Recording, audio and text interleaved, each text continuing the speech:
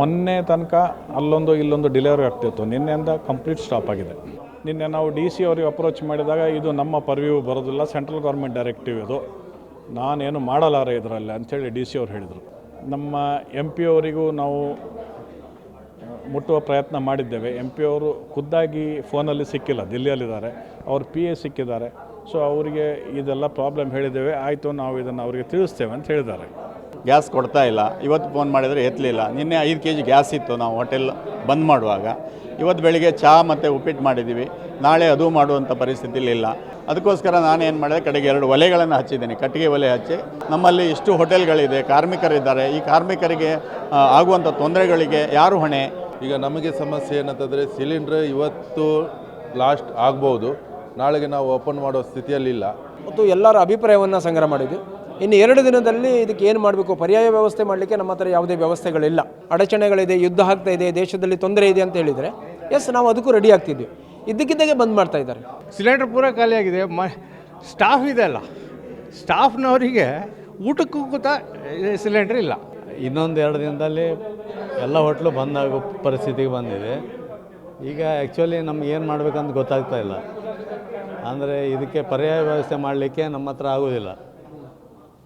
ಈಗ ಕೆಲವೊಂದು ಜಾಗದಲ್ಲಿ ಕಟ್ಟಿಗೆ ಒಲೆ ಮಾಡಲಿಕ್ಕೆ ಆಗೋದಿಲ್ಲ, ಅಂದರೆ ಅವ್ರಿಗೆ ಜಾಗನೇ ಇರೋದಿಲ್ಲ. ಅದಕ್ಕೆ ಈಗ ಅದೊಂದು ಸಮಸ್ಯೆ ಬಂದಿರೋದ್ರಿಂದ ಇನ್ನೊಂದು 2 ದಿನದಲ್ಲಿ ಏನು ಮಾಡಬೇಕನ್ನೋ ನಾವು ನಿರ್ಣಯ ಮಾಡ್ತೇವೆ. ನಾವೀಗ ಜಿಲ್ಲಾಧಿಕಾರಿ ಅವರಿಗೆಲ್ಲ ಮಾತಾಡಿದ್ದೇವೆ.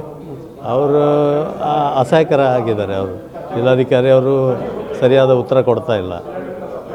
ನಮ್ಮ ಮೇಲಿಂದ ಲೆಟ್ರ್ ಬಂದಿದೆ ಅಂತ ಹೇಳ್ತಾರೆ ಅವರು. ಇದು ಸಮಸ್ಯೆ ಆಗಿರುವಂಥದ್ದು. ಸುಕುಮಾರ್ ಶೆಟ್ಟಿ ಅಂತೇಳಿ ಅಧ್ಯಕ್ಷರು ಹೋಟೆಲ್ ಸಂಘದ ಅಧ್ಯಕ್ಷರು. ನಾನು ಪ್ರಕಾಶ್ ರಾವ್, ಹುಬ್ಳಿ ಹೋಟೆಲ್ ಅಸೋಸಿಯೇಷನ್ ಉಪಾಧ್ಯಕ್ಷ ಮಾತಾಡೋದು. ಇವತ್ತು ನಾವು ಚರ್ಚೆ ಮಾಡಿದ್ದು ಇವತ್ತು ಸಡನ್ನಾಗಿ ನಾವು ಯಾವುದೂ ನಿರ್ಣಯ ತೊಗೊಂಡಿಲ್ಲ. 48 ತಾಸು ಕಾದು ನೋಡುವ ತಂತ್ರ ಅನುಸರಿಸಿದ್ದೇವೆ. ಈಗಾಗಲೇ ನಿನ್ನೆ ಸಾಯಂಕಾಲದಿಂದ ಒಂದು 4-5 ಹೋಟ್ಲ್ ಬಂದಾಗಿದೆ ಹುಬ್ಳಿಯಲ್ಲಿ, ಕಮರ್ಷಿಯಲ್ ಗ್ಯಾಸ್ ಸಿಗಲಾರ್ದಕ್ಕೆ. ಮೊನ್ನೆ ತನಕ ಅಲ್ಲೊಂದು ಇಲ್ಲೊಂದು ಡೆಲಿವರಿ ಆಗ್ತಿತ್ತು. ನಿನ್ನೆಯಿಂದ ಕಂಪ್ಲೀಟ್ ಸ್ಟಾಪ್ ಆಗಿದೆ. ಈ ರೀತಿ ಓವರ್ನೈಟಾಗಿ ಸ್ಟಾಪ್ ಮಾಡೋದು ಸರಿನಾ? ಆಮೇಲೆ ಕರ್ನಾಟಕ ರಾಜ್ಯದಲ್ಲೇ ಪ್ರತಿಯೊಂದು ನಗರ, ಹುಬ್ಳಿ, ಧಾರವಾಡ, ಬೆಳಗಾಂ, ಮೈಸೂರು, ಬೆಂಗಳೂರು, ಮಂಗಳೂರು, ಈ ನಗರಗಳಲ್ಲಿ ನಮಗೆ ರಿಪೋರ್ಟ್ ಬಂದಿದೆ. ನಮ್ಮ ವೃತ್ತಿ ಬಾಂಧವರಿಗೆ ಎಲ್ಲ ಫೋನ್ ಮಾಡಿದಾಗ ಅವರು ಅಲ್ಲಿನ ಮನವಿ ಪತ್ರಗಳನ್ನು ಸರ್ಕಾರ ಕೊಟ್ಟಾಗ ಈ ರೀತಿ ಆಗಿದೆ. ಮಾಧ್ಯಮದವರು ಇದನ್ನು ಹೈಲೈಟ್ ಮಾಡಿದ್ದಾರೆ, ಎಲ್ಲೆಲ್ಲಿ ಪ್ರಾಬ್ಲಮ್ ಆಗಿದೆ ಅಂತ. ತಕ್ಕ ಮಟ್ಟಿಗೆ ಚೆನ್ನೈ ಸಿಟಿಯಲ್ಲಿ ಪ್ರಾಬ್ಲಮ್ ಆಗಿದೆ, ಇಡೀ ತಮಿಳುನಾಡು ಆಗಿಲ್ಲ. ಆದರೆ ಕರ್ನಾಟಕದಲ್ಲಿ ಪ್ರತಿಯೊಂದು ನಗರಕ್ಕೂ ಈ ಪ್ರಾಬ್ಲಮ್ ಆಗಿದೆ. ನಿನ್ನೆ ನಾವು ಡಿ ಸಿ ಅವರಿಗೆ ಅಪ್ರೋಚ್ ಮಾಡಿದಾಗ ಇದು ನಮ್ಮ ಪರ್ವ್ಯೂ ಬರೋದಿಲ್ಲ, ಸೆಂಟ್ರಲ್ ಗೌರ್ಮೆಂಟ್ ಡೈರೆಕ್ಟಿವ್ ಇದು, ನಾನೇನು ಮಾಡಲಾರೆ ಇದರಲ್ಲಿ ಅಂಥೇಳಿ ಡಿ ಸಿ ಅವ್ರು ಹೇಳಿದರು. ನಮ್ಮ ಎಂ ಪಿ ಅವರಿಗೂ ನಾವು ಮುಟ್ಟುವ ಪ್ರಯತ್ನ ಮಾಡಿದ್ದೇವೆ. ಎಂ ಪಿ ಅವರು ಖುದ್ದಾಗಿ ಫೋನಲ್ಲಿ ಸಿಕ್ಕಿಲ್ಲ, ದಿಲ್ಲಿಯಲ್ಲಿದ್ದಾರೆ, ಅವ್ರ ಪಿ ಎ ಸಿಕ್ಕಿದ್ದಾರೆ. ಸೊ ಅವರಿಗೆ ಇದೆಲ್ಲ ಪ್ರಾಬ್ಲಮ್ ಹೇಳಿದ್ದೇವೆ, ಆಯಿತು ನಾವು ಇದನ್ನು ಅವರಿಗೆ ತಿಳಿಸ್ತೇವೆ ಅಂತ ಹೇಳಿದ್ದಾರೆ. ಇನ್ನು ನಮಗೆ ರಿಟರ್ನ್ ಆಗಿ ಇದ್ರ ಬಗ್ಗೆ ಉತ್ತರ ಬರಲಿಲ್ಲ. ಸರ್ ನೀವೇನು ಹೇಳ್ತೀರಿ? ಹೌದು, ಆದರೆ ಇದು ಒಂದು ದಿನ ಬರ್ಬೋದು. ಇದೇ ರೀತಿ ಮುಂದುವರೆದ್ರೆ ನಮಗೆ ಸಂಬಳ ಕೊಡಲಿಕ್ಕೂ ನಮಗೆ ಆಗಲಾರ್ದಂಥ ಪರಿಸ್ಥಿತಿ ಬರ್ಬೋದು. ಈ ರೀತಿ ಆತಂದರೆ ಬಂದ್ ಮಾಡೋದು ತುಂಬ ಸುಲಭ, ಆದರೆ ನಮ್ಮ ಹಿಂದೆ ನಂಬ್ಕೊಂಡಿರುವಂಥ ಕಾರ್ಮಿಕರು ಮತ್ತು ಅವ್ರ ಕುಟುಂಬದವ್ರನ್ನೂ ನಾವು ವಿಚಾರ ಮಾಡಬೇಕಲ್ಲ. ನಮ್ಮ ಕಷ್ಟ ಕಾಲದಲ್ಲಿ ಅವರು ನಮ್ಮ ಸಲುವಾಗಿ ಕೆಲಸ ಮಾಡಿರ್ತಾರೆ. ನಾವು ಅವ್ರನ್ನ ಯಾವ ರೀತಿ ಕಾಪಾಡಬೇಕು ಇಂಥ ಸಿಚುವೇಷನಲ್ಲಿ? ಕಾರ್ಮಿಕ ಕಲ್ಯಾಣ ಅಂತೇಳಿ ಪೇಪರ್ನಲ್ಲಿ ಪ್ರಚಾರಕ್ಕೆ ಇಟ್ಟಿಸ್ಕೊಂಡ್ರೆ ಸಾಲದು ಸರ್. ಅವರೊಟ್ಟಿಗೆ ನಾವು ಯಾವ ರೀತಿ ನಾವು ಸ್ಪಂದನೆ ಮಾಡಬೇಕು, ಹೇಗೆ ನಿಲ್ಲಬೇಕು, ನಾವು ಬದುಕಬೇಕು, ಅವರೂ ಬದುಕಬೇಕು. ನಮಗೆ ನಂಬ್ಕೊಂಡಿರೋ ಸಾರ್ವಜನಿಕರು ನಾವು ಅವ್ರ ಫಲವಾಗಿ ಇರಬೇಕು, ಎಲ್ಲನೂ ವಿಚಾರ ಮಾಡಬೇಕು. ಹುಬ್ಬಳ್ಳಿಗೆ, ಧಾರವಾಡಕ್ಕೆ ಜನರು ವಿದ್ಯಾರ್ಜನೆಗೆ ಬರುತ್ತಾರೆ, ಬಿಸ್ನೆಸ್ಸಿಗೆ ಬರುತ್ತಾರೆ.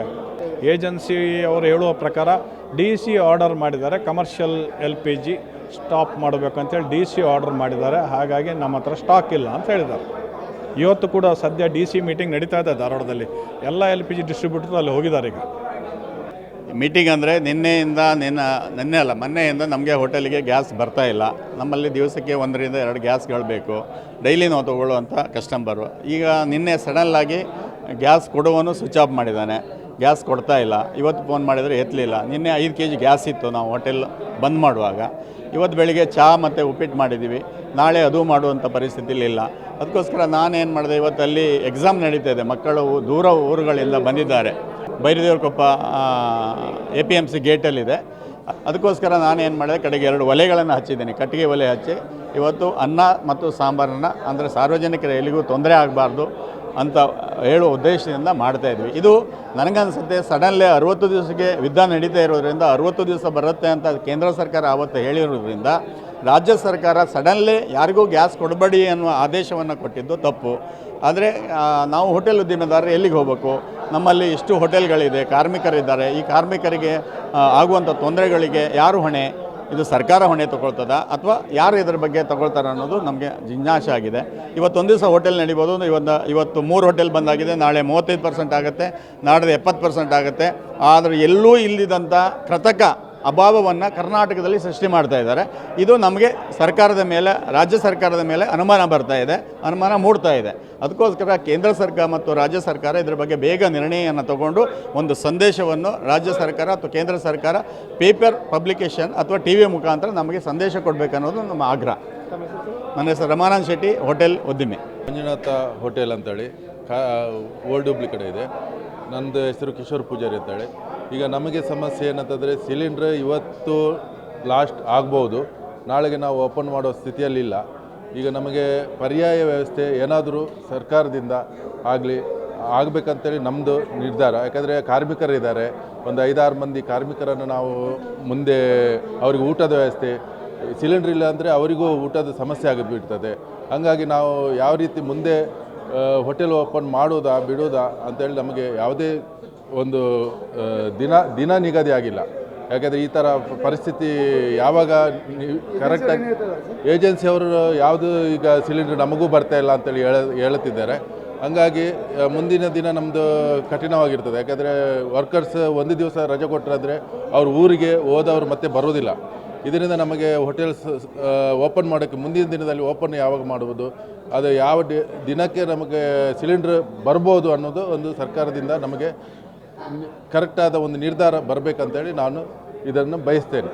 ಇವತ್ತು ನಮ್ಮ ಹೋಟೆಲದ್ದು ಸಿಲಿಂಡ್ರ್ ಸಪ್ಲೈಗಳು ಎಲ್ಲ ಏರಿಯಾದಲ್ಲಿ ಯಾವ ರೀತಿ ಇದೆ ಅನ್ನುವಂಥ ಚರ್ಚೆ ಆಯಿತು.